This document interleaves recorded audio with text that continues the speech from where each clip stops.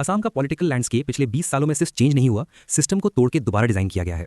जो स्टेट कभी Indian national Congress का स्ट्रांग होल्ड था, आज वही स्टेट एक पॉलिटिकल लेबोरेटरी बन चुका है, जहां एथनो नेशनलिज्म और हिंदुत्व का कैलकुलेटेड फ्यूजन चल रहा है। और इस ट्रांसफॉर्मेशन के सेंटर में है हिमंता बिस्वा शर्मा, एक ऐसा प्लेयर जो पॉलिटिक्स खेलता नहीं, पॉलिटिक्स को इंजीनियर करता है। भारतीय जनता पार्टी का असम में राइज कोई सिंपल इलेक्शन विक्ट्री नहीं है, ये नैरेटिव कैप्चर है, साइकोलॉजिकल कंट्रोल है और लॉन्ग टर्म पावर आर्किटेक्चर है। और सबसे बड़ा ट्विस्ट, जो लेबल एंटी मुस्लिम बोल के बीजेपी को अटैक किया गया, उसको बीजेपी ने लाइबिलिटी नहीं बनने दिया, उसको ही अपना कोर इंजन बना दिया। पर कहानी यहीं से स्टार्ट नहीं होती, कहानी शुरू होती है हिस्ट्री के अंदर घुसे हुए एक डीप इनसिक्योरिटी से। असम का आउटसाइडर नैरेटिव कोई आज का ड्रामा नहीं है, ये लेट 19th सेंचुरी से बिल्ड होता आ रहा एक कलेक्टिव फियर है। लोगों के दिमाग में एक सवाल चिपक गया था, क्या हम अपनी ही जमीन पे धीरे धीरे साइड हो रहे हैं? इसका एक्सप्लोजन हुआ असम मूवमेंट में। ये कोई पीसफुल प्रोटेस्ट नहीं था, ये आइडेंटिटी का ब्लास्ट था। डिमांड क्लियर थी, इलीगल माइग्रेट्स को आइडेंटिफाई करो, उनका वोटिंग राइट हटाओ और डिपोर्ट करो। ऑफिशियली सेक्युलर था, पर ग्राउंड पे सबको पता था माइग्रेशन का सोर्स बांग्लादेश था और मेजॉरिटी मुस्लिम थी। फिर आया असम अकॉर्ड, लोगों को लगा अब सिस्टम उनके साइड खड़ा होगा, पर जो हुआ लोगों के हिसाब से सीधा धोखा था। असम गण परिषद जो मूवमेंट से निकली थी, गवर्नेंस में फेल हो गई। और फिर Indian national Congress under Tarun Gogoi पे ये एक्यूजेशन बिल्ड हुआ कि उन्होंने माइग्रेंट मुस्लिम्स का वोट बैंक बनाया और इशू को सॉल्व करने के बजाय पॉलिटिकल कैलकुलेशन में यूज किया। यहां से एक चीज क्लियर हो गई, सिस्टम पे ट्रस्ट क्रैक हो चुका था। और जब सिस्टम पे ट्रस्ट टूट जाता है ना, तब लोग डेवलपमेंट नहीं, डिसाइसिव एक्शन ढूंढते हैं। यही एंट्री होती है बीजेपी की, और एंट्री भी ऐसी वैसी नहीं, perfect timing, perfect messaging.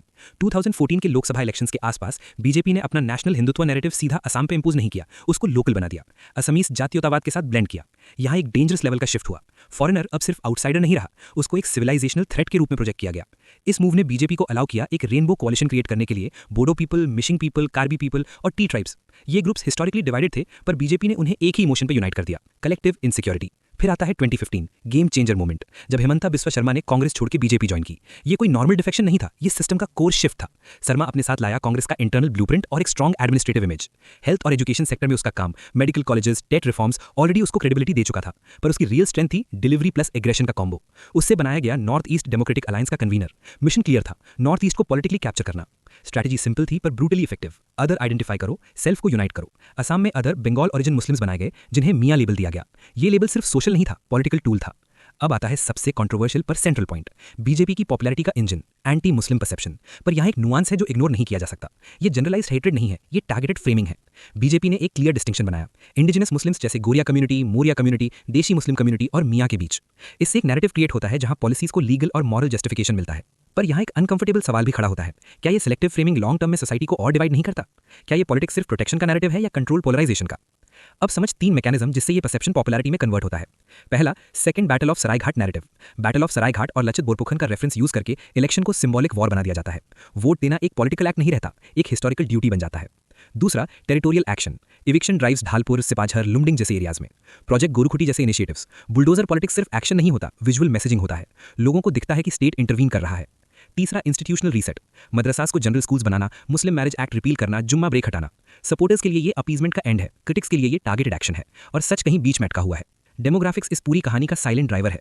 2011 census के नंबर सिंपल लगते हैं, हिंदूज 61.55%, मुस्लिम्स 34.22%, पर इंटरनल ब्रेकडाउन ही गेम डिसाइड करता है। इंडिजिनस मुस्लिम्स और मियां पॉपुलेशन का डिफरेंस। बीजेपी का रेनबो कोalition इसी फ्रैक्चर लाइन पे बिल्ड होता है।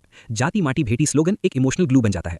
टी ट्राइब्स जो पहले कांग्रेस का स्ट्रॉन्ग वोट बैंक थे, उन्हें वेलफेयर स्कीम्स जैसे चाह बगीचा धन पुरस्कार मेला और मिशन बासुंदरा के थ्रू बीजेपी के साइड लाया गया। ये सिर्फ वेलफेयर नहीं, पॉलिटिकल रीपोजिशनिंग है। पर अगर कोई सोचे कि ये सब सिर्फ आइडेंटिटी पॉलिटिक्स पे चल रहा है, तो वो आधा सच देख रहा है। दूसरा आधा है गवर्नेंस। शर्मा मॉडल अपने आप को डेवलपमेंट के थ्रू जस्टिफाई करता है। Health care improvements, maternal mortality reduction, Tata का 27,000 करोड़ रुपीज सेमीकंडक्टर इन्वेस्टमेंट और अरुणोदय जैसे डीबीटी स्कीम्स, ये सब ग्राउंड पे विजिबल रिजल्ट्स देते हैं। यहाँ एक डेंजरस बैलेंस क्रिएट होता है, identity politics plus development delivery. Digital front पे भी गेम स्ट्रांग है। सोशल मीडिया पे शर्मा का पर्सोना डायरेक्ट, एग्रेसिव और अनअपोलोजेटिक है। बीजेपी का स्ट्रैटेजी क्लियर है, पर्सनलाइज्ड लीडरशिप, अपोजिशन पे अटैक और वायरल विजुअल कंटेंट।